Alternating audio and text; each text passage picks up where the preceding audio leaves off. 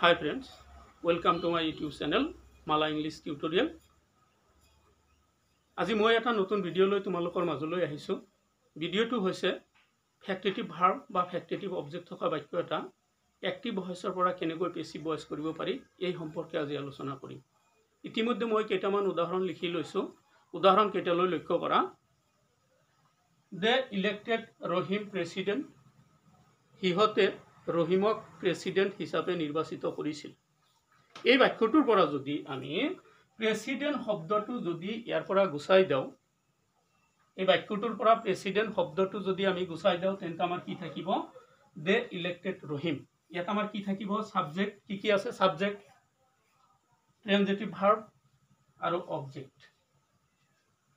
দে elected Rahim, হিহতে ৰহিমক নির্বাচিত করেছিল। কি হিসাবে নির্বাচিত করেছিল সেইটো কিন্তু উল্লেখ নাই।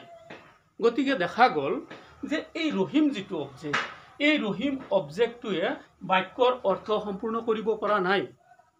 হেহে কেতিয়াবা কেতিয়াবা ট্ৰানজিটিভ ভাৰ্বৰ অৰ্থ সম্পূৰ্ণ কৰাৰ কাৰণে এটা অতিৰিক্ত অবজেক্টৰ প্ৰয়োজন হয়। এই অতিৰিক্ত অবজেক্টকে ফ্যাক্টিটিভ অবজেক্ট বুলি কোৱা হয়। বা অবজেক্ট এটাৰ দ্বাৰাই যদি বাক্যৰ অৰ্থ সম্পূৰ্ণ নহয় তেন্তে আন এটা অবজেক্টৰ প্ৰয়োজন হয়। এই অবজেক্টটোকে কি বুলি কোৱা হয়? ফ্যাক্টিটিভ অবজেক্ট বুলি কোৱা হয়। এটো কি আমাৰ ফ্যাক্টিটিভ অবজেক্ট আৰু এটো কি ফ্যাক্টিটিভ ভাৰ্ব। গতিকে চোৱা যে এতিয়া যদি আমি অ্যাক্টিভ ভয়েসৰ পৰা এটো অ্যাক্টিভ ভয়েসত আছে, যদি অ্যাক্টিভ ভয়েসৰ পৰা এই বাক্যটো আমি পেসিভ ভয়েস কৰো তেন্তে আমি কেনেকৈ কৰিব লাগিব চোৱাচোন। যেহেতু এটা আমাৰ ফ্যাক্টিটিভ অবজেক্ট, ফ্যাক্টিটিভ অবজেক্টক আমি সাবজেক্ট কৰিব নোৱাৰো, হেহে আমি ৰহিমক সাবজেক্ট কৰিব লাগিব। ৰহিম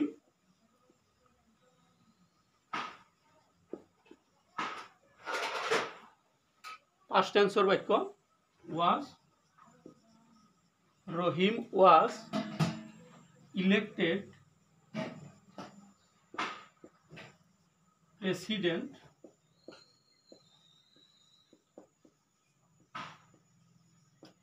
president by, ইফালে কি আছে? দে আছে, ইফালে যায় দেন। ঠিক আছে। দ্বিতীয় বাক্যটোলৈ লক্ষ্য কৰা। উই কল হিম ৰাণা, আমি তেওঁক ৰাণা বুলি মাতো। এই বাক্যটো যদি আমি বাক্যটোত আমাৰ কি আছে চোৱাচোন। সাবজেক্ট, ফ্যাক্টিটিভ ভাৰ্ব, অবজেক্ট আৰু ফ্যাক্টিটিভ অবজেক্ট। গতিকে এটুক যদি আমি পেসিভ ভয়েস কৰো কেনেকৈ কৰিব লাগিব চোৱাচোন। যেহেতু ফ্যাক্টিটিভ অবজেক্টক আমি সাবজেক্ট কৰিব নোৱাৰো গতিকে আমি কি কৰিব লাগিব? হিমক অবজেক্ট সাবজেক্ট কৰিব লাগিব। হিমক যদি আমি সাবজেক্ট কৰো তেন্তে কি হ'ব? হি প্ৰেজেন্ট টেন্সৰ বাক্য হি ইজ, ভাৰ্বৰ past participle, he is called Rana by, we আছে, সিফালে গলে কি হ'ব? আস। এতিয়া তৃতীয় বাক্যটোলৈ লক্ষ্য কৰা। হি কল্ড মি ব্ৰাদাৰ, তেওঁ মোক ভাই বুলি মাতিছিল। সাবজেক্ট, ফ্যাক্টিটিভ ভাৰ্ব, অবজেক্ট আৰু ফ্যাক্টিটিভ অবজেক্ট। যেহেতু ফ্যাক্টিটিভ অবজেক্টক আমি সাবজেক্ট কৰিব নোৱাৰো কিয়নো ফ্যাক্টিটিভ অবজেক্ট যেটো ব্ৰাদাৰ এইটো আমাৰ কি হৈ আছে জানানে? এইটো হৈ আছে আমাৰ কি অবজেক্টিভ কমপ্লিমেন্ট হৈ আছে। সেই কাৰণে ইয়াক আমি কি কৰিব নোৱাৰো? সাবজেক্ট কৰিব নোৱাৰো। গতিকে আমি কি কৰিব লাগিব? মিটুক সাবজেক্ট কৰিব লাগিব। তেন্তে মিটুক সাবজেক্ট কৰিলে কি হ'ব? আই was past tenseৰ বাক্য I was called brother by, হি আছে, সিফালে হিম। ঠিক আছে। আন এটা বাক্যলৈ লক্ষ্য কৰা। উই মেড হিম ক্যাপ্টেইন, যদিটো আমি পেসিভ ভয়েস কৰো ইয়াত আমাৰ কি আছে? সাবজেক্ট, ফ্যাক্টিটিভ ভাৰ্ব, অবজেক্ট আৰু ফ্যাক্টিটিভ অবজেক্ট বা অবজেক্টিভ কমপ্লিমেন্ট। এতিয়া চোৱা ইয়াত কি আছে আমাৰ যেহেতু আমি ক্যাপ্টেইনক সাবজেক্ট কৰিব নোৱাৰো তেন্তে আমি হিমক সাবজেক্ট কৰিব লাগিব হি past tense বাক্য was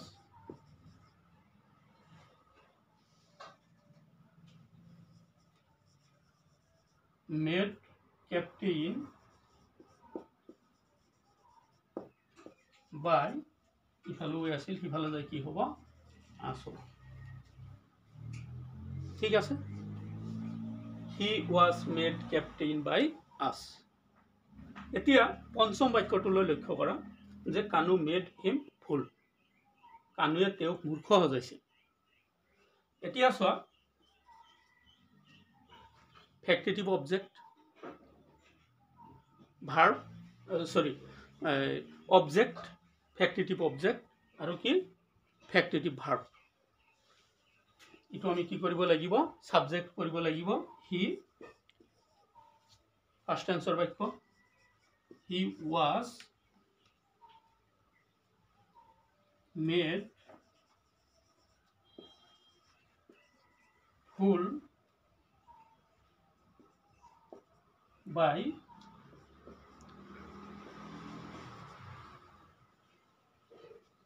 he was made fool by Kanu সচৰাচৰ ব্যৱহাৰ হোৱা কেইটামান ফেক্টিটিভ ভাৰ্ব মই ইয়াতে উল্লেখ কৰিছো যেনেকৈ appoint call elect select make mark nominate etcetera এইবিলাক হৈছে আমাৰ ফেক্টিটিভ ভাৰ্ব এইবিলাক ফেক্টিটিভ ভাৰ্ব তেতিয়াই যেতিয়াই এই ভাৰ্ব বিলাকৰ কি থাকিব যে অবজেক্টিভ কমপ্লিমেন্ট থাকিব তেতিয়াহে এই ভাৰ্ব বিলাক আমাৰ কি হ'ব ফেক্টিটিভ ভাৰ্ব হিচাপে পৰিচিত হ'ব ঠিক আছে নিশ্চয় তোমালোকৰ ভিডিওটো ভাল লাগিছে যদি ভিডিওটো ভাল লাগিছে তেন্তে তোমালোকে এটা লাইক আৰু সাবস্ক্ৰাইব কৰিবলৈ নাপাহৰিবা